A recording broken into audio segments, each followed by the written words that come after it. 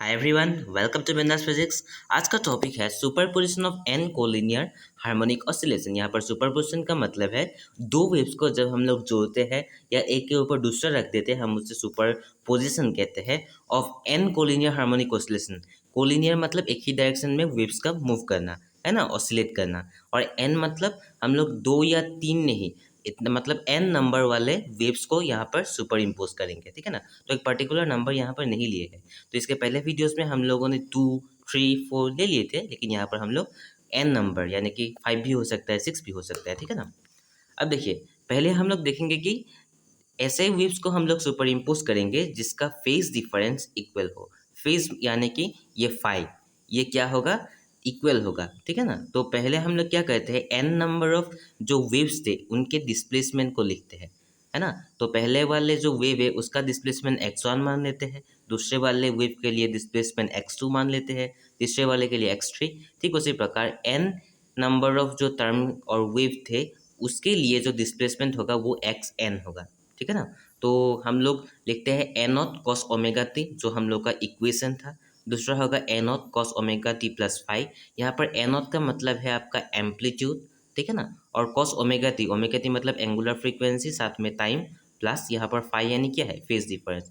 यहाँ पर देखिए, फेज डिफरेंस x2 और x1 का कितना है, फाइव है। आप लोग कैसे देख सकते हो, इसका फेज कितना है, इसका फेज है फाइव, ठीक है ना। इसका फेज है फाइव और पहले वाले का फेज कितना था, नहीं था। तो फाइव माइनस जीरो कितना होगा, फाइव होगा। ठीक उसी प्रकार इस वाले और इस वाले का डिफरेंस कितना होगा, पहले था कितना, 2 5, साथ में हम लोगों ने अगर 5 माइनस कर दे, 2 5 माइनस 5 कितना होगा, फेज का डिफरेंस करेंगे तो 5। तो आप लोग देख सकते हो कि इसके इसके वाले लिए भी 5, इसके वाले भी हम लोग क्या करेंगे, 5। तो यहाँ पर क्या हो रहा है, फेज डिफरेंस कांस्टेंट है यानी कि सेम है, यानी कि इक्वल है, ठीक है ना। तो रिजल्टेंट ऑफ दिस ऑसिलेशंस क्या निकलेगा, यानी कि ये जो डिस्प्लेसमेंट है इन सारे को अगर हम लोग जोड़ देंगे तो रिजल्टेंट निकल जाएगा, है ना। तो वो रिजल्टेंट कितना होगा वो हम लोग को निकालना पड़ेगा। वो होगा, सुपरपोजिशन प्रिंसिपल क्या कहता है हमें, कि जो रिजल्टेंट डिस्प्लेसमेंट होगा वो इन सब के सम होगा, एल्जेब्रिक सम होगा, ठीक है ना। तो यहाँ पर हम लोग क्या करेंगे, ये ए नॉट को कॉमन ले लेंगे हम लोग और बाकी जो टर्म्स है वो अंदर हम लोग सम कर देंगे। Cos omega t plus cos omega t plus five, ये cos omega t plus cos omega t plus five, cos omega t plus 2 5।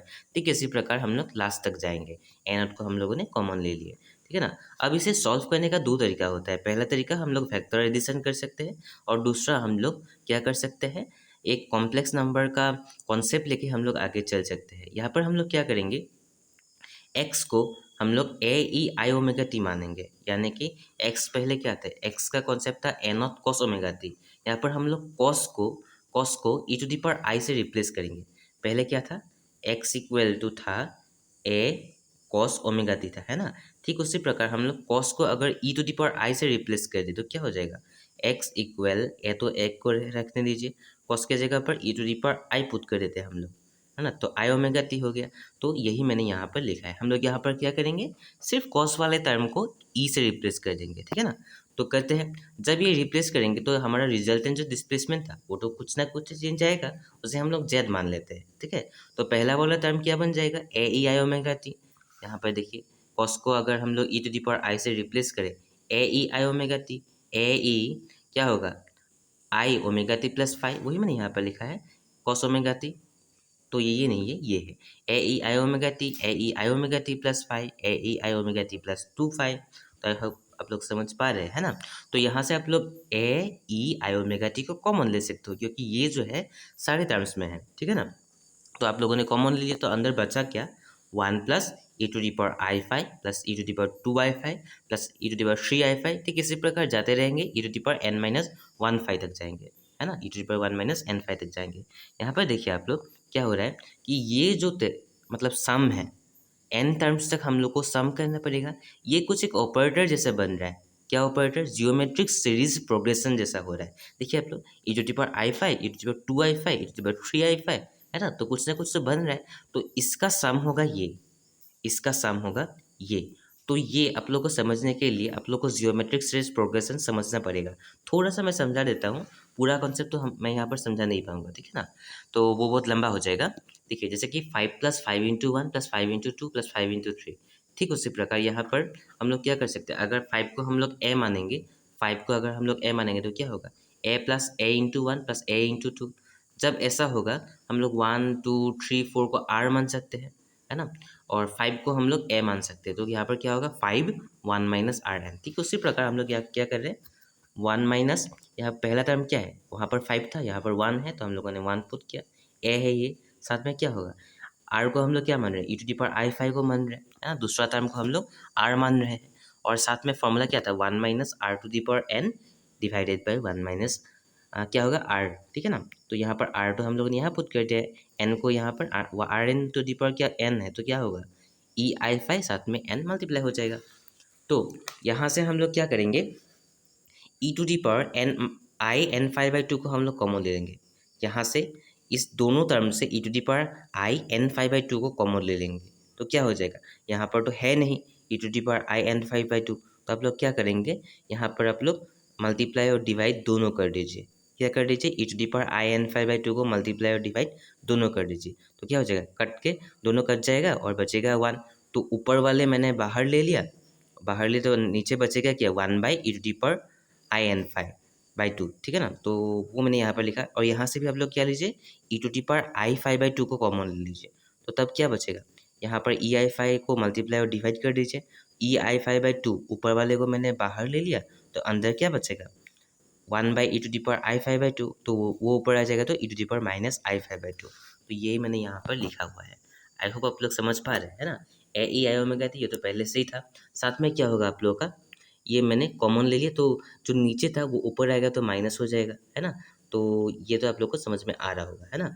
तो यहाँ पर एक चीज़ हम लोग को रिप्लेस करना है, वो है कि साइन थीटा को हम लोग को ये पता है, यानी कि साइन थीटा को हम लोग इस प्रकार से भी लिख सकते हैं, है ना।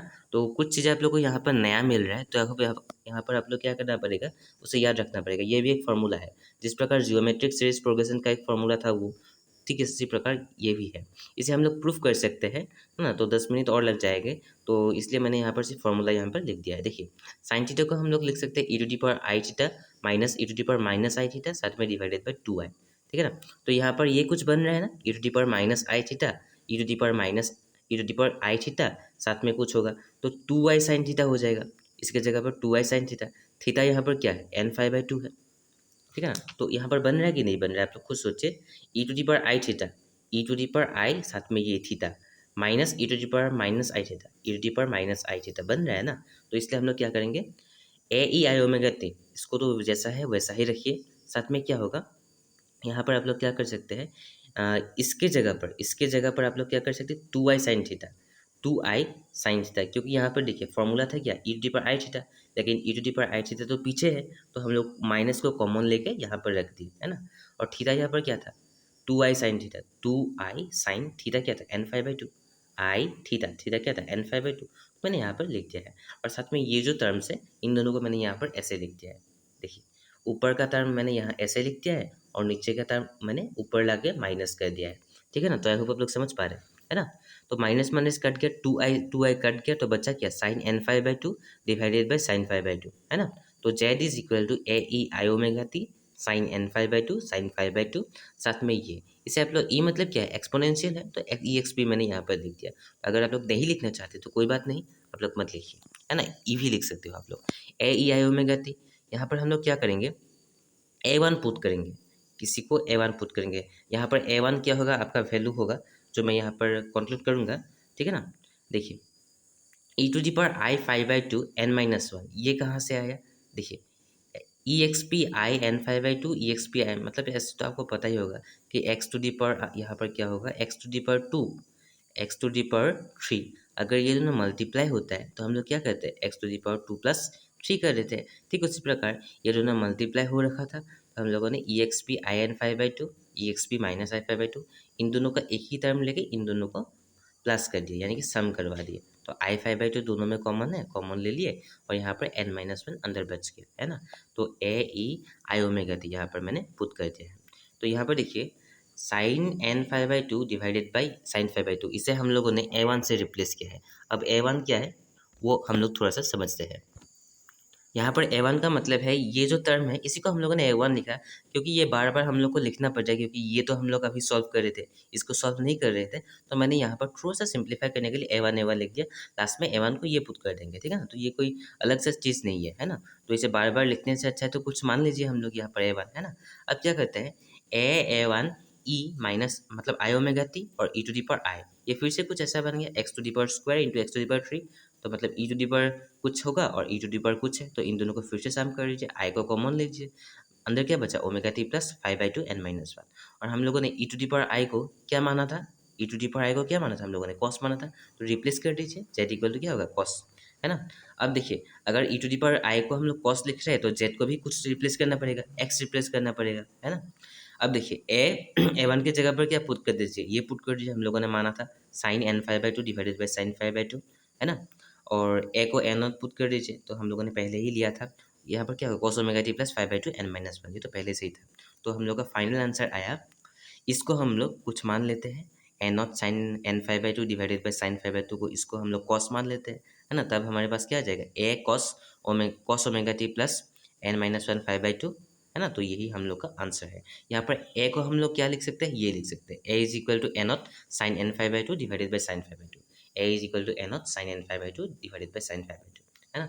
तो ये था आज का कॉन्सेप्ट। तो यहाँ तक आप लोगों को निकालना है आ जाए तो आप लोगों को फुल मार्क्स मिल जाते हैं। यहाँ पर क्वेश्चन इस प्रकार से आएंगे कि find out the superposition of n collinear harmonic oscillation of the resultant displacement and find the amplitude of n collinear harmonic oscillations having equal phase difference. तो इसके नेक्स्ट वीडियो में हम लोग इक्वल फ्रीक्वेंसी डिफरेंस वाले concept को भी समझ लेंगे, है ना। तो मिलते हैं अगले वीडियो में, तब तक के लिए जय हिंद।